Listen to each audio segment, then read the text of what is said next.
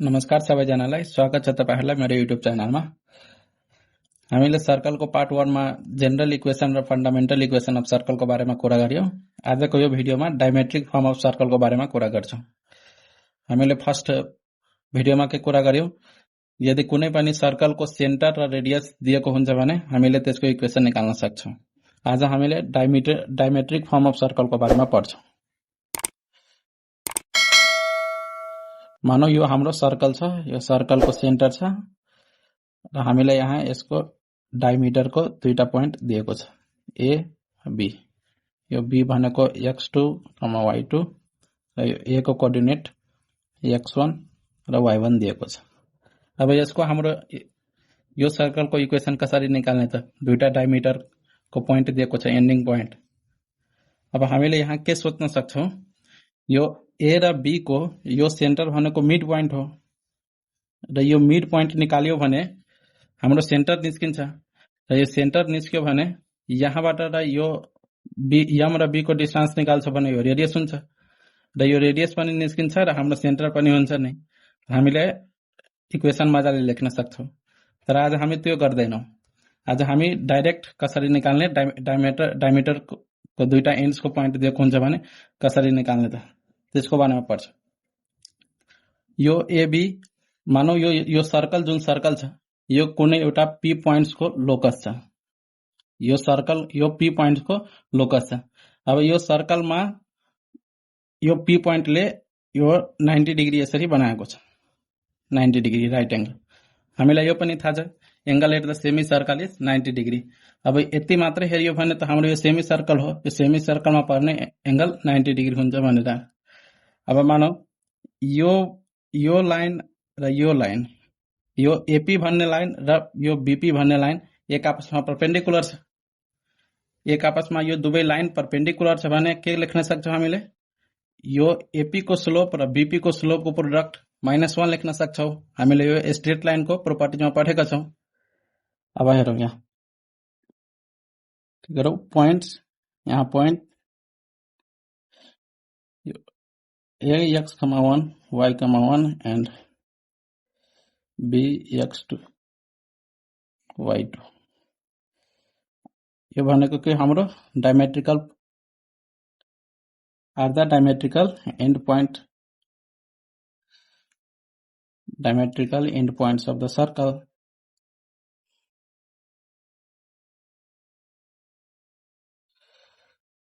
र हाम्रो यो पी पोइन्ट भनेको के हो? यो त भेरिएबल हो, यो त यसको यो सर्कल यो पोइन्ट को त यो सर्कल भनेको लोकस छ।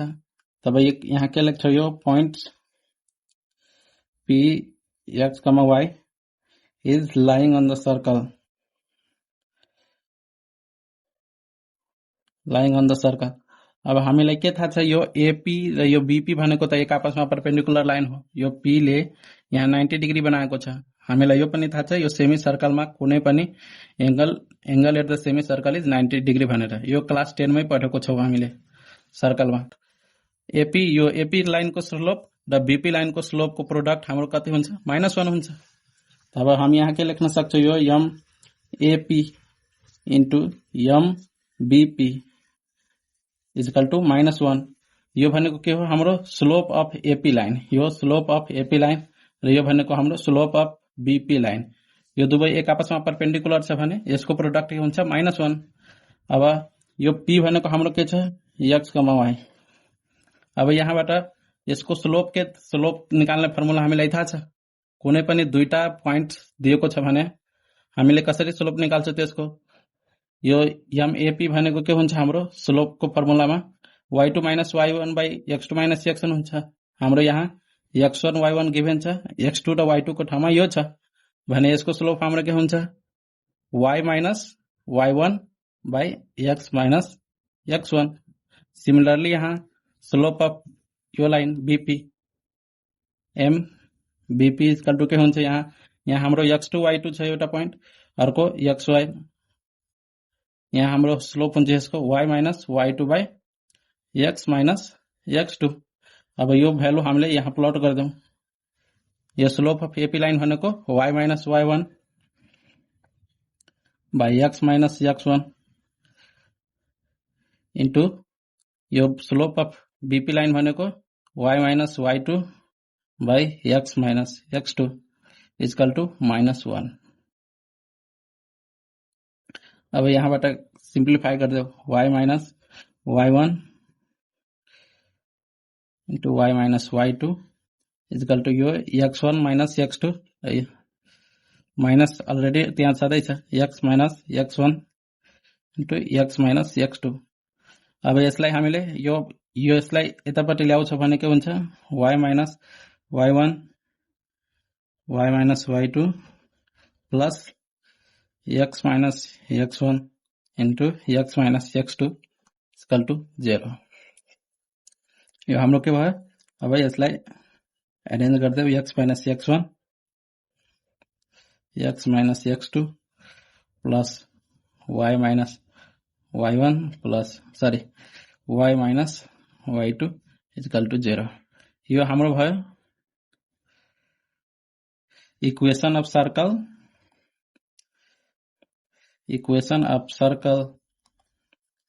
whose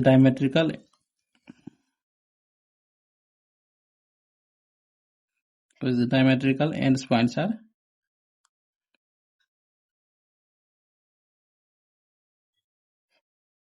x1 comma y1 and x2 comma y2। यो हाम्रो के भयो equation of circle in diametrical form. Equation of circle in diametrical form.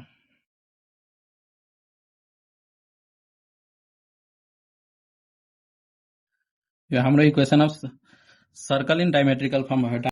हामीले equation of circle in diametrical form निकाल्यो x minus x2 into x minus x2 plus y minus y1 into y minus y2 equal to 0। यो हामीले equation of circle in diametrical form निकाल्यो। यो भनेको हाम्रो circle को दुईटा डायमिटर को दुईटा एन्ड्स पोइन्ट दिएको हुन्छ भने हामीले यसरी निकाल्छौं। यो फर्मुला युज गरेर निकाल्छौं डायमेट्रिकल इक्वेशन अफ सर्कल। अब यहाँ ध्यान के देऊ हामीले यहाँबाट यो के हेर्न सक्छौं यो भनेको हाम्रो क्वाड्रेटिक इक्वेशन इन x छ। क्वाड्रेटिक इक्वेशन इन x यो दुवै मानौ x माइनस 2 र x माइनस 3 छ। हाम्रो यहाँ मानौ x1 र x2 को भ्यालु 2,3 छ भने यहाँ यसमा हाल्दा के हुन्छ x माइनस 2 र x माइनस 3 यसलाई मल्टिप्लाई गर्छ भने के हुन्छ हाम्रो x square minus 2x minus 3x plus 6 हुन्छ। अब यसलाई x square minus 5x plus 6 हुन्छ। यो भनेको हाम्रो के हो यो क्वाड्रेटिक इक्वेशन इन x हो। सिमिलरली यो पनि हाम्रो के हो क्वाड्रेटिक इक्वेशन इन y हो। यहाँबाट हामीले के कन्क्लुजन निकाल्न सक्छौं यो equation of circle in diametrical फर्ममा जुन हुन्छ त्यो भनेको हाम्रो quadratic equation in x plus quadratic equation in y equal to 0 हुन्छ भनेर। अब हामीले यसको के गर्न सक्छौं अब हामीलाई मानौ कि कुनै क्वेशनमा एउटा दियो क्वाड्रेटिक इक्वेशन इन x छ भनेर। क्वाड्रेटिक इक्वेशन कुनै इक्वेशन छ जुन चाहिँ क्वाड्रेटिक छ x मा र सिमिलर त्यस्तै एउटा कुनै इक्वेशन दियो अर्को त्यो क्वाड्रेटिक छ y मा भने हामीले के गर्न सक्छौं यो दुवैलाई सम गर्छ भने के हुन्छ हाम्रो यो equation of circle in diameter फर्ममा आउँछ। Equation of circle in diametrical form आउँछ। अब हामीले क्वेशन गर्छौं एउटा यही कन्सेप्टमा। हाम्रो क्वेशन के छ अब यहाँ find the equation of circle whose diametrical ends points are x1 and y1 and x2 and y2 where x1 and x2 are the roots of यो equation and y1 and y2 are the roots of this equation। अब हामीलाई के छ given find the circle छ एउटा यो circle छ। अब यो सर्कल को हामीलाई के छ given diametrical ends points given छ। एउटा पोइन्ट x1 र y1 अर्को पोइन्ट x2 र y2 यो डायमिटर छ। एउटा पोइन्ट हाम्रो के छ x1 र x2 सरी x1 र y1 अर्को पोइन्ट्स गिभन छ x2 र y2 अनि के भन्ने छ अर्को where x1 and x2 are the roots of this equation। Equation हाम्रो एउटा के छ x square minus 2x minus 7 equal to 0। यो इक्वेशनलाई हामी वन इक्वेशन मानौ। अब यसको यो क्वाड्रेटिक इक्वेशन इन x छ। अब यसको रुट हामीलाई के छ x1 एन्ड x2 गिभेन छ हाम्रो x1 र x2 भनेको यो इक्वेसनको रुट हो। त्यसैगरी यो y1 र y2 भनेको यो इक्वेसनको रुट हो। 2y² plus y minus 4 equal to 0 यसको दुईटा रुट आउँछ y1 र y2 छ गिभेन। अब हामीले के पढ्यौ कि यदि कुनै पनि इक्वेसन क्वाड्रेटिक इन x छ, कुनै पनि इक्वेसन यदि क्वाड्रेटिक इन x छ र क्वाड्रेटिक इन y छ भने त्यसको सम इक्वल टु 0 गर्छ भने हाम्रो के हुन्छ general equation of circle in diametric form हुन्छ। त्यो नै के हुन्छ हाम्रो यदि यो दुईटा इक्वेसनलाई नै सम गर्छ भने त्यो हाम्रो इक्वेसन अफ सर्कल हुन्छ। अब यहाँ हेरौ हाम्रो एउटा इक्वेसन के छ x² minus 2x minus 7 equal to 0 यो हाम्रो एउटा इक्वेसन छ। यो भनेको क्वाड्रेटिक इन x छ। यो इक्वेसन हाम्रो क्वाड्रेटिक इन x छ। अब सिमिलरली यहाँ हाम्रो गिभन के छ अर्को equation 2y² plus y minus 4 equal to 0 यो भनेको पनि हाम्रो क्वाड्रेटिक इक्वेसन इन y हो।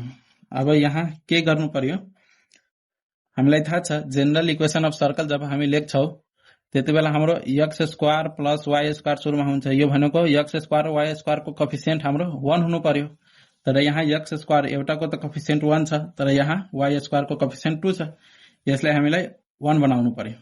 अब यो इक्वेसनलाई मानौ 2 सेकेन्ड इक्वेसनलाई हामीले के गर्नु पर्यो डिभाइड गर्नु पर्यो 2 ले। किन यो y² को कोएफिसिएन्ट 1 बनाउनु। Dividing equation second by 2। अब यो 2y² प्लस y माइनस 4 लाई 2 ले डिभाइड गर्छ भने के हुन्छ y² प्लस y/2 माइनस 4/2 भनेको माइनस 2 इक्वल टु यो 0/2 भनेको 0 नै हुन्छ। अब हाम्रो अर्को के इक्वेसन आयो y² plus y/2 minus 2 equal to 0। अब यो दुवैलाई सम गर्छ भने हाम्रो इक्वेसन अफ सर्कल आउँछ। अब यसलाई सम गर्छ भने के हुन्छ यो x² plus y² minus 2x plus y/2 minus 7 minus 2 भनेको माइनस 9 इक्वल टु 0 यो हाम्रो इक्वेसन अफ सर्कल हो। इक्वेसन अफ सर्कल हाम्रो यो भयो। आज हामी यति मात्र गर्छौं। तपाईहरुलाई कुनै समस्या छ भने कमेन्ट गर्नुहोला र च्यानललाई सब्स्क्राइब र लाइक गर्न नबिर्सनु होला। आजले यति गरौँ। नेक्स्ट भिडियोमा हामी लाइन र सर्कलको बारेमा कुरा गर्छौं।